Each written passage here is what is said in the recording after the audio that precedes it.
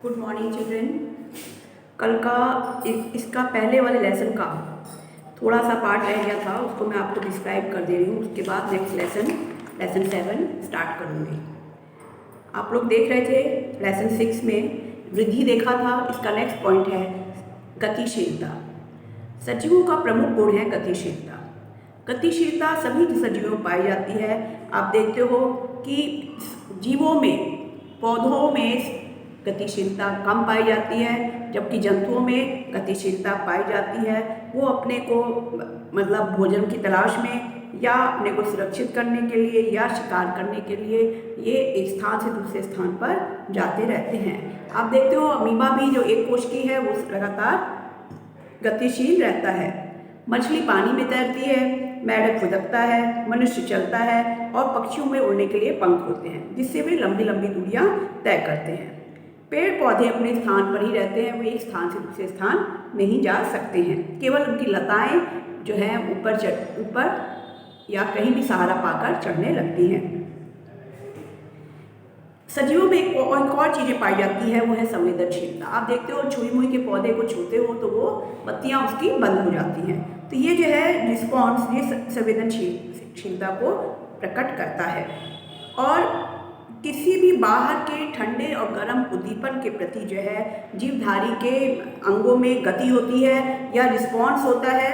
ठीक है, गति होती है। या धूल के कण अगर आप देखते होगे आंख में चला गया तो आंखें आपकी जो है तुरंत बंद हो जाती है और दर्द का आभास होने लगता है। कोई गर्म वस्तु छू लेते हैं, तुरंत आप हाथ पीछे कर लेते हैं, आपको गर्मी का आभास होता है। केचुए पे अगर केचुए को तिनके से छू दो तो सिकुड़ जाता है। कण खजूरे पे नमक डाल दो तो इधर उधर भागने लगता है। सर्दी में चिड़ियाँ अपने पंख फुला लेती हैं और शरीर में देखते हैं मनुष्य भी अपना सर्दी में बाल खड़े कर हो जाते हैं उसके। और पौधे भी आप देखते हो छुई मुई को छूते ही वो उसकी पत्तियां बंद हो जाती हैं। ये सब क्या है? ये सब संवेदनशीलता के ही उदाहरण है। कीट पक्षी पौधे जो है कीट के संपर्क में आते ही जो है उसे पकड़ लेते हैं। ठीक है, तो जितने भी सजीव हैं वो संवेदनशीलता को प्रकट करते हैं। दूसरी चीज है सारे सजीव ये प्रजनन करते हैं।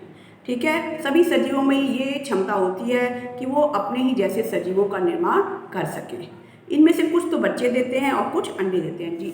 जीव को देखोगे तो जंतुओं में तो जो है मनुष्य, कुत्ता, गाय, भैंस, बिल्ली, ये सब क्या है अपने जैसे बच्चों को जन्म देती हैं। लेकिन जो चिड़िया हैं और मुर्गी हैं, कछुआ है, ये सब क्या करते हैं? पहले अंडे देते हैं और उनमें से अंडे बाहर निकलते हैं जो कि वृद्धि करके वयस्क का निर्माण करते हैं। पौधों में नए पौधे का निर्माण बीज से होता है और बीज के बोने से पेड़ बनता है और बाद में अमरूद के फल लग जाते हैं। सभी जीवधारियों में एक चक्र और पाया जाता है, जीवन चक्र जिसे कहते हैं। जीवन चक्र और मृत्यु। जन्म होता है, हाँ, जन्म के बाद वो बच्चा बनता है, फिर वयस्क होता है, फिर वो अपने जैसे ही बच्चे को जन्म देता है और उसके बाद समाप्त हो जाता है। ये जो है सभी में पाया जाता है, जन्म, वृद्धि, वयस्क, प्रजनन, वृद्धि, ठीक है, और मृत्यु। इसको जीवन चक्र कहते हैं या लाइफ साइकिल कहते हैं। ये जो है हर एक जीव की अलग अलग होती है। मनुष्य की 62 साल और कुत्ते की 16 से 18 साल, हाथी की 70 से 90 साल, घोड़े की 32, शेर की 30 और कछुए की 150 साल और घरेलू मक्खी की 1 से 4 वर्ष होती है। ठीक है, तो ये लेसन आपका खत्म हो गया है। इसके प्रश्न उत्तर मैं भेज चुकी हूँ ग्रुप में। आज देखेंगे नया लेसन सजीवों का वर्गीकरण। सजीवों को जो है अगर हम देखें तो हमारे चारों ओर इतने सारे पेड़ पौधे, जीव जंतु हैं कि उनके बारे में अध्ययन करना बहुत ही कठिन हो जाता है। ठीक है, और हम कहें कि आप क्या सभी जीवों को पहचानते हैं, तो आपका उत्तर होगा ना, क्योंकि सभी पेड़ पौधों को या सभी जंतुओं को पहचान पाना बहुत ही मुश्किल है, क्योंकि इसमें इतनी विविधता है कि हम उसको पहचान नहीं सकते हैं।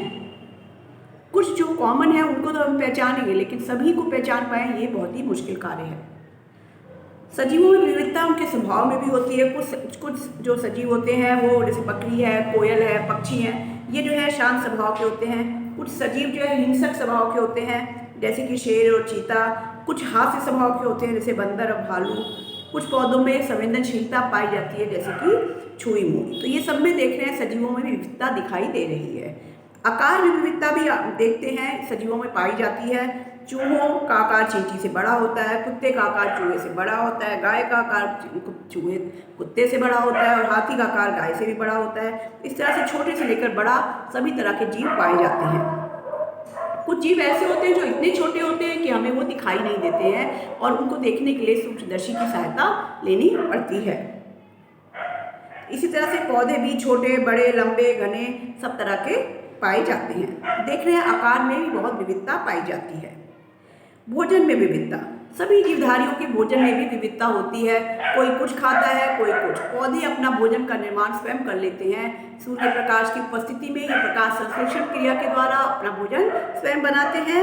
लेकिन कुछ जीवधारी ऐसे हैं जो कि अपने भोजन के लिए जंतुओं पर, अपने भोजन के लिए पौधों पर निर्भर करते हैं। जैसे कि मनुष्य ही अपने भोजन के लिए पौधों पर निर्भर करता है। और भी बहुत से जीवधारी जो हैं अपने भोजन के लिए पौधों पर निर्भर करता है। भोजन की आदत के अनुसार जो है सभी जीवधारियों को, सभी जीव जंतुओं को 3 भागों में बांटा गया है: शाकाहारी, मांसाहारी और सर्वाहारी। पहला कौन सा है? पहला शाकाहारी,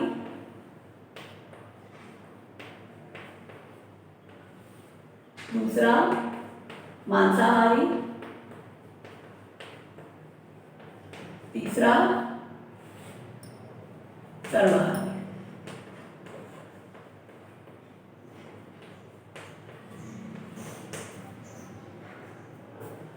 ऐसे जीव जो केवल पौधों के बीज, फल और पत्तियों को खाते हैं शाकाहारी जीव जंतु कहलाते हैं, जैसे कि गाय, जिराफ, खरगोश। और मांसाहारी जो कि पेड़ पौधों को खाते हैं उनको मांसाहारी कहते हैं, जैसे कि चीता, शेर, तेंदुआ, सांप, भेड़िया। ठीक है। और कुछ जीव जो होते हैं सब कुछ खाते हैं, जिन्हें सर्वाहारी कहते हैं। और जैसे कि आदमी, भालू, सुअर, ये सब कुछ खाते हैं। ठीक है। शाकाहारी भी होते हैं और मांसाहारी भी होते हैं। और कौवा। अब देखेंगे सजीवों में भोजन की आदतों में तो विविधता होती है, इनके आवास में भी विविधता होती है। कोई सजीव जो है छोटा होता है और या बड़ा, उनको रहने के लिए घर चाहिए।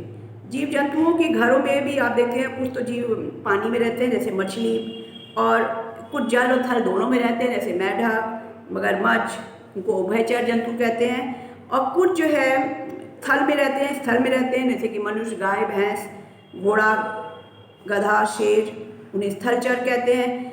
और इसके अलावा मनुष्य घर बनाकर रहता है, शेर मांद में रहता है, घोड़ा अस्तबल में रहता है और पक्षी घोंसला बनाकर रहते हैं। तो इसी प्रकार से आप देखते हो कि हर जीव में रहने के लिए भी बहुत सी विविधताएं पाई जाती हैं। इतनी विविधताओं को देखते हुए हमें जो है हर जीव के बारे में पता करना, पहचानना ये बहुत ही कठिन हो जाता है। इसीलिए जो है कैरोलस लिनियस ने सभी सजीवों को जो है वर्गीकृत किया उनके गुणों के आधार पर। इससे हमें बहुत से लाभ होते हैं। हमें जीवों का क्रमिक अध्ययन करने को मिलता है, इससे जीवों को पहचानने में सरलता रहती है और इससे जीवों के बारे में हमें ज्ञान प्राप्त होता है। पौधे जो है बीजों के माध्यम से नया पौधा बनाते हैं और कुछ पौधे तने, पत्तियों या जड़ जैसे पादप अंगों द्वारा ही भी जनन करते हैं।